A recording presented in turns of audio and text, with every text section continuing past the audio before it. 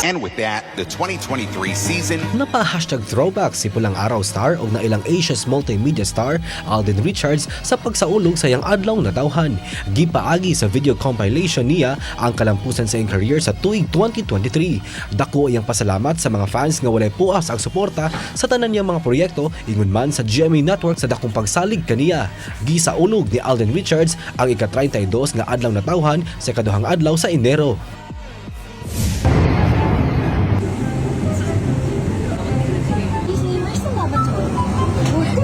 Daghan ang nalingaw sa video nga gipost ni Kapuso Gabby Garcia din bida ang iyang inahan. Atol sa iyang flight, gikalingawan ni Gabby Garcia ang iyang inahan kinsa usa ka flight purser sa maong eroplano. Daw maka good vibes ang iyang pagsugo-sugo sa iyang inahan sud sa eroplano. Matud pa sa aktres nga kilos-kilos din ngadto sa iyang inahan kinsa mo'y sagad nga linya kung anaa lang sa balay.